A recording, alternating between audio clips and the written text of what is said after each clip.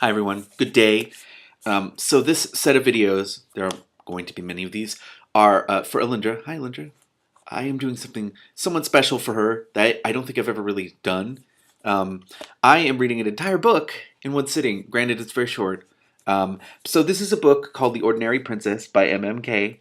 This is Alindra's one of her favorite things ever. I don't know anything about it except for it's about the ordinary princess and a shoe and flowers, and there's a bird. There's a bird. This also has, when I get to them, she printed out some of the original color illustrations that aren't in this edition, so I will show those. But anyway, I'm gonna read this because it's about something. So this is Mark Reed's The Ordinary Princess by MMK. All right, where do I start? There are lots of pages. There we go. Part 1. Lavender's Blue. How it began. Long and long ago, when Oberon was king of the fairies, there reigned over the fair country of Phantasmorania a monarch who had 6 beautiful daughters. They were in every way all that real princesses should be, for their hair was as yellow as the gold that is mined by the little gnomes in the mountains of the north. Their eyes were as blue as the larkspurs in the palace gardens, and they had complexions like wild rose petals and cream. Their royal mamma, the queen, was very proud of them, and they all had extremely grand christenings when they were babies. She had called them all after precious stones, and was often heard to refer to them playfully as my jewels. Their names were Diamond, Opal, Emerald, Sapphire, Crystal, and Pearl.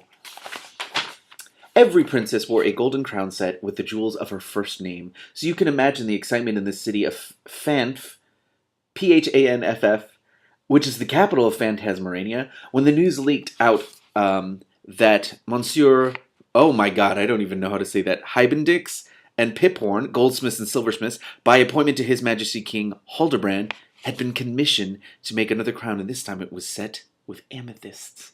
So there's going to be a 7th princess at the palace, exclaimed the housewives of Phanf. That is as it should be. A 7th daughter is always lucky, cackled the oldest inhabitant.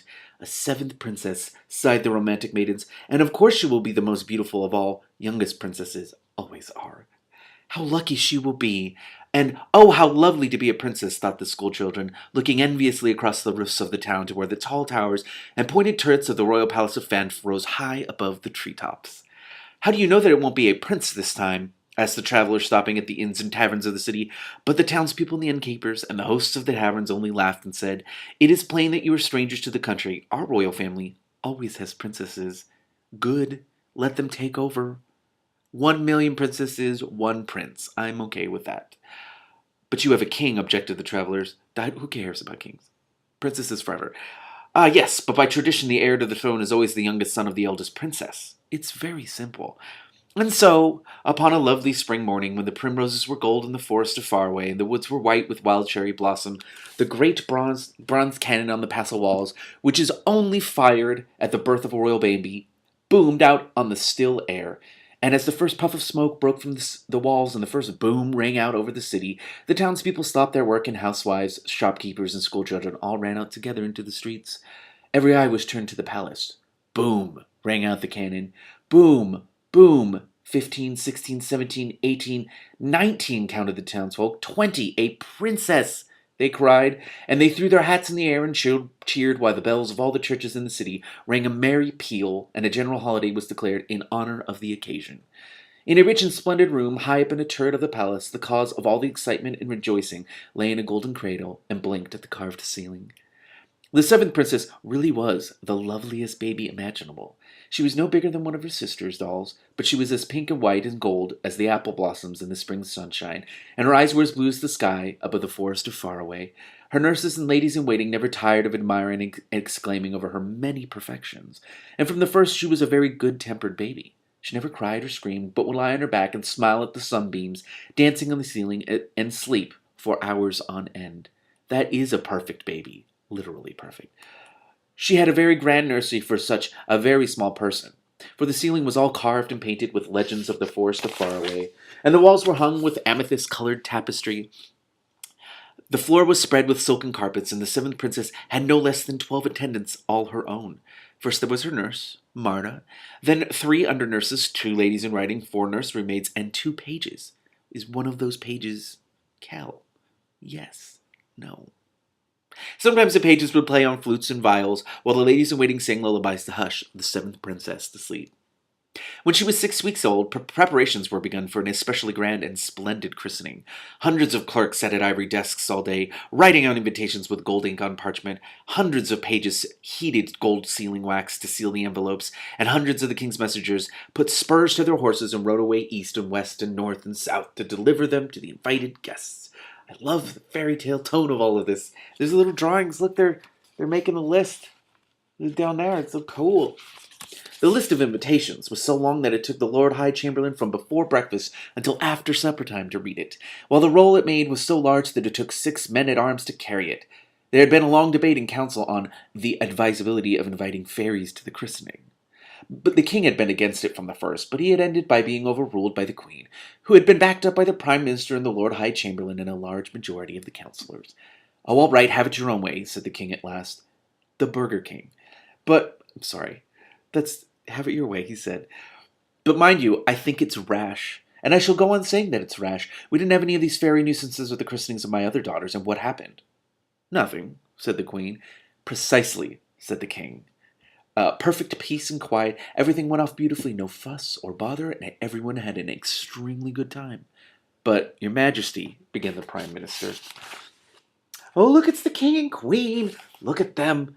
Look at the king and queen. He looks like Ben Franklin." So in my head, Ben Franklin's the queen. The queen. That'd be fun. Ben Franklin is the queen. Oh my god. Okay, I'm sorry. I know. Don't interrupt me," said the king testily. "You're going to tell me that it's the custom of our kingdom to invite all fairies to the christening of a seventh daughter. You've already said it at least 7 times, and I still say it's rash." "There's no need to get heated about it, dear," said the queen. "You know perfectly well that it has always been done before, and that it would look very odd if it were not done now." "I'm not getting heated," said the king. "I only said that it was rash." "For goodness sake, Halderbrand," snapped the queen, almost losing her royal temper, "do stop using that annoying word." She took a deep breath and recovered her queenly calm. "Besides, dear, think how useful it will be. Fairies always give such delightful presents, like good temper and an unfailing charm and unfading beauty. You wouldn't want to deprive your daughter of such a chance." "I can only repeat," said the king stubbornly, "that to invite fairies to a christening is asking for trouble. And getting it," he added gloomily. "Speaking for myself," said the king, "I'd far rather ask several man-eating tigers. You may have forgotten what happened to my great-great-great-grandmother, but I have not. Had to sleep for 100 years, poor girl, and the entire court with her, and all because of some silly fairy business at the christening." "But your majesty forgets," put in the prime minister, "that the unfortunate episode you refer to was due to gross neglect and carelessness. History tells us that an influential fairy was not invited. But on this occasion, I, personally, will take the greatest possible care that no such calamity occurs again." And the prime minister tried to look very uncareless indeed. The Lord High Chamberlain hastened to add that no single member of King Oberon's court would be omitted from the list of guests. "And we must not forget," he pointed out, "that as Her Majesty has said, these persons have it in their power to bestow the most valuable of gifts. For your daughter's sake," urged the Lord High Chamberlain. "Oh, all right," said the king peevishly. "Don't let's go over all that again." "But you mark my words," he said. "I'd much rather have a nice silver-plated christening mug from a nice solid baron than some chancy thing like unfading beauty from a tricky creature with wings and a wand. Besides," said the king, "who's to tell that some tiresome fairy won't get out on the wrong side of her bed that day and give my daughter perpetual bad temper instead? Answer me that." "Really, Halderbrand," sighed the queen in an exasperated sort of voice, "I find you quite impossible at times. It seems to me that you are determined to be unreasonable about the whole affair." "But your majesty," began the prime minister. "But your majesty," began the Lord High Chancellor. "But your majesty," chorused the councillors. "Oh, all right," said the king. "Have it your way.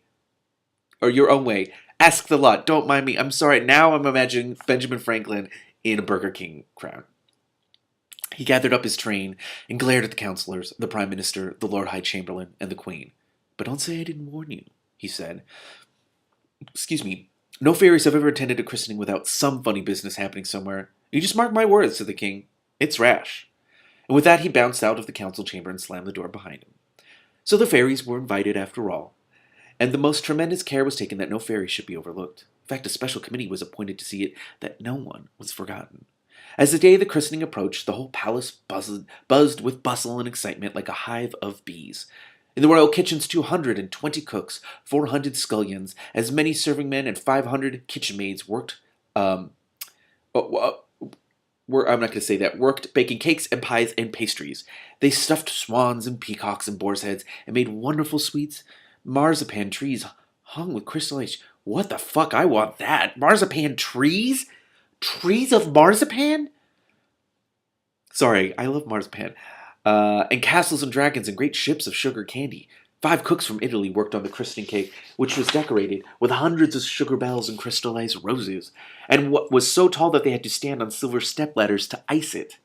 Ladies in waiting filled golden flower vases and crystal bowls with hundreds of blooms, so that the whole palace looked like a flower garden and smelled most deliciously of roses and lilies and lilac. Housemaids polished the chandeliers, and footmen and pages ran to and fro with trays full of china and glass. In the city, the rich merchants and important citizens who had been invited to the ceremony were having new suits and dresses made for the occasion, and the townsfolk were preparing bonfires and decorating their streets and houses with banners and wreaths. The day of the christening arrived. The day of the christening dawned bright and sunny, with not a single cloud in the blue sky. I don't know why I said arrived. That's not even a word in here. My brain does weird things when I read. Guns boomed, and church bells rang in every steeple as the townsfolk crowded round the palace to cheer the arrival of the guests. But the seventh princess was quite unbothered by all this noise and fuss. She lay in her magnificent cradle in the great throne room and stared at the dangling fringe of little golden balls on the canopy above her head and paid no attention to the guests at all. She gives 0 fucks about anything going on. She had 7 godfathers and 17 godmothers, and when the christening ceremony was over, heralds in scarlet and gold blew a fanfare on silver trumpets and announced her 7 names to the populace.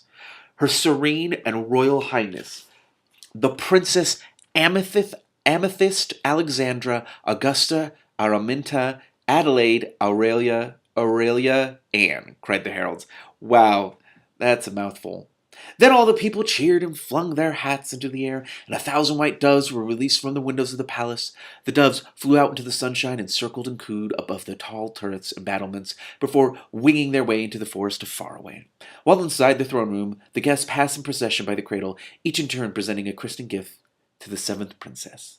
The presents mounted up in a huge pile till they almost reached the ceiling, by which Dudley then complained that they weren't high enough. But the gifts that the fairies gave took up no room at all, for the sort of presents they give do not need to be packed in boxes. They gave the 7th princess charm and wit and grace and courage, and a great many other things like that, and the queen could not help looking extremely pleased with herself, and saying in a rather loud whisper to the king, "You see, it has all turned out a great success, in spite of all your fussing. I told you so." But the king only sniffed. "I wouldn't speak too soon," he said pessimistically. "There's still a lot of time for something nasty to happen." And just then, something did. The last and most important of the fairy godmothers had arrived late because of a traffic jam on the road to the palace. Her name was Crustacea, and she was the fairy in charge of water, which means that she was the head fairy of all the seas, pools, ponds, lakes, and rivers. Oh my god, look at her! Look at her! That's so cool. She was very old and rather deaf, and her temper was always inclined to be a little uncertain when she was on dry land. But for all that, she was a very powerful and important lady, and all the guests made way for her as she hobbled up to the cradle. The queen bowed most graciously to her, and the king muttered something about being pleased to see her, while the old fairy peered at them over the top of her horn-rimmed spectacles.